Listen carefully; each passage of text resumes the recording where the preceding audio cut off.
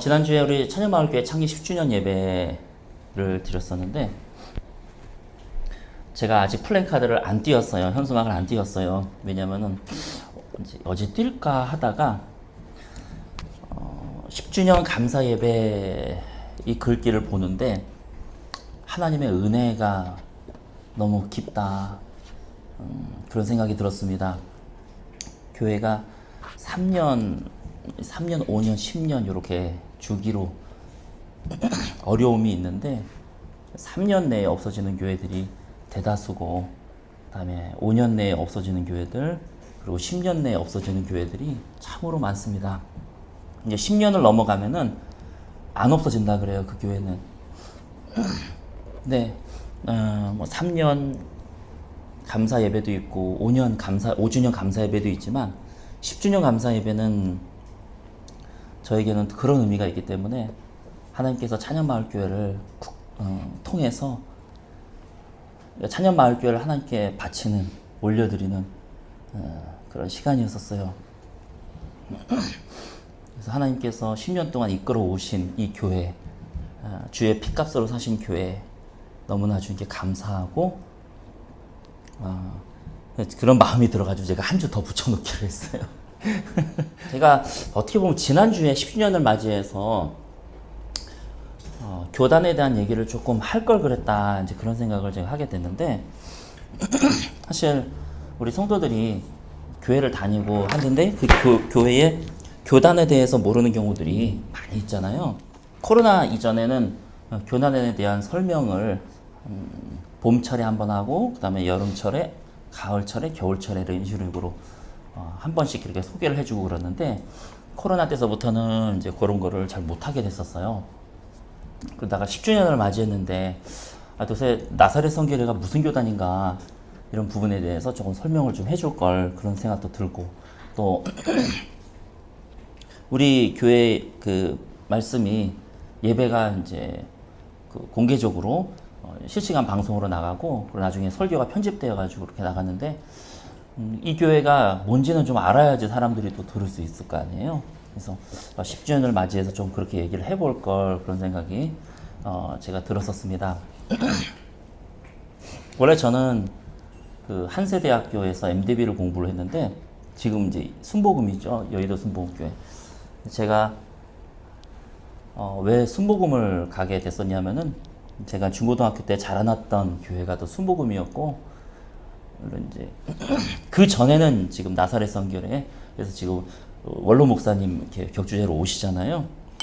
그분이 이제 제 첫 담임 목사님, 나사렛 성결회였다가 중고등부 때는 순복음으로 이사를 하는 바람에 이제 그렇게 다니게 됐다가, 대학 들어가서 예수전도단 YM이라고 하는 선교단체에 가입을 해서 예수전도단에서 훈련을 받고, 근데 거기가 알다시피 로렌 커닝햄이 하나님의 성이거든요. 그래서 내 길은 여긴가 보다, 이렇게 생각을 하고 MDB를 한세대학교에서 공부를 했습니다. 그리고 거기서 이제 풀타임 사역자 이렇게 라이선스를 얻고 사역을 하다가 이제 미국으로 유학을 가게 됐는데, 거기서 이제 제가 다시 가입된 교단이 나사렛 성결회예요. 제 어떻게 보면 옛날 고향 같은 그런 교단이고, 또 하나는 미국에서는 장로교가 별로 없어요. 그러니까 우리나라 같은 경우는 이렇게 성결교단이 크지 않는 그런 느낌일 수 있겠지만, 미국 같은 경우는 장로교가 별로 없고, 제일 큰 교단이 침례교단이에요. 우리나라는 또 의외로 침례교단이 없죠. 그래서 한 90년대, 80년대까지만 해도 침례교가 이단이다, 뭐 이런 얘기, 심지어는 감리교가 이단이다, 이런 얘기까지도 사람들이 이게 워낙 장로교가 많았기 때문에. 근데 여러분들이, 제가 장로교를 이렇게 이런 얘기가 아니고 그냥 있는 그대로 현실을 얘기하자면, 미국에서는 침례교단이 가장 크고요. 그리고 두 번째가 하나님의 성회, 그러니까 순복음이죠. 가장 크고, 그 다음에 세 번째가 감리교단일 거고, 네 번째가 나사렛 성결회예요. 그래서 이 나사렛 성결회가 미국에서는 네다섯 번째에 아주 가장 큰 교단으로 들어가는데, 그러니까 그만큼 제가 이제 쉽게 접할 수 있었다는 얘기죠. 그래서 거기서 다시 제가 나사렛 선교단에 들어가서 했는데, 이제 교회를 창립을 하게 됐어요. 저에게는 두 가지 선택권이 있는 거예요. 기아성에서 순복음에서 저는 풀타임 사역자 라이선스가 있고, 또 나사렛 선교회에서도 풀타임 사역자 라이선스가 있기 때문에 두 개를 선택을 할 때 어디를 할까 이렇게 고민을 하다가, 아무래도 내 고향 교단이고 또 친근하고 또 목사님들이 참 순수하고 참 좋으셨어요. 그렇다고 다른 교단 목사님은 나쁘다 그런 얘기는 아니지만, 목사님들이 순수하신 분들이 되게 많더라고요.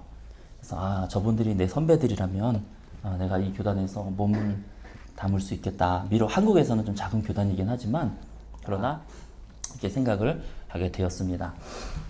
천안에 있는 나사렛 대학교가 제 나사렛 교단에 속해 있는, 나사렛 선교 교단에 속해 있는 신학교고요. 선결교단으로는 기성, 예성, 기성, 나성 이렇게 세 가지 교단이 현재 존재하고 있고, 이 세 교단이 서로 합치려고까지도 했었어요. 그래서 기독교 대한 선결교회, 예수교 대한 선결교회, 그 다음에 나사렛 선결회, 이렇게 세 선결교회가 합쳐서 하나의 그냥 교단을 만들자 이렇게 운동까지 추진이 되다가, 이제 그냥 그러지 말고 그냥 개별로 존재하고 합쳐서 그냥 총회를 열자. 그래서 지금은 개별적으로 움직이지만 큰 총회를, 선결교단 총회를 만들어서 올해 아마 나사렛 선결회 목사님이 총회장으로, 선결교단 총회장으로 있는 걸로 제가 알고 있습니다. 역사적으로 얘기를 하자면은 우리 인터넷으로 이렇게 익명의 우리 성도들도 듣고 그렇구나라는 걸 또 알아야 되니까 이런 부분들을 좀 종종 얘기해 드리는 게 좋을 것 같아요.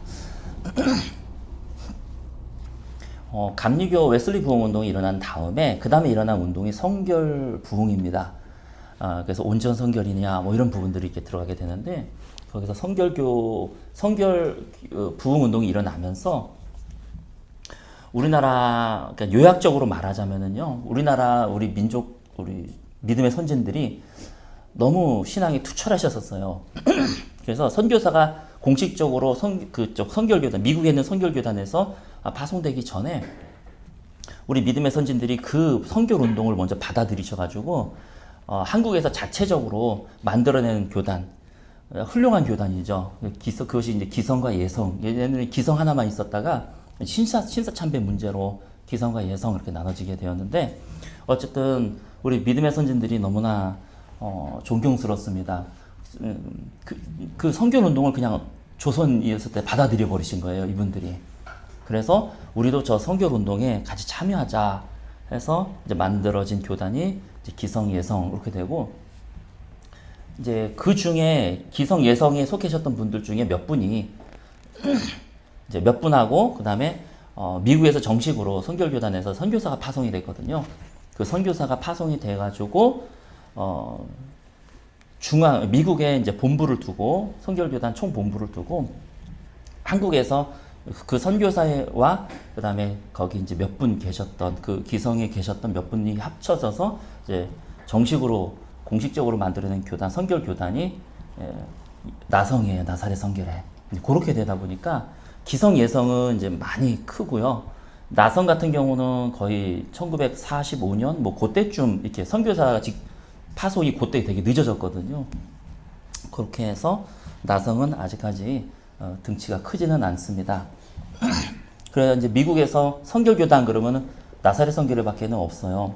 이제 기성, 예성은 한국에 있는 자체 교단이고, 미국에서 말하는 선결 운동, 선결교단 그러면은 나사렛 선결회 이렇게 됩니다.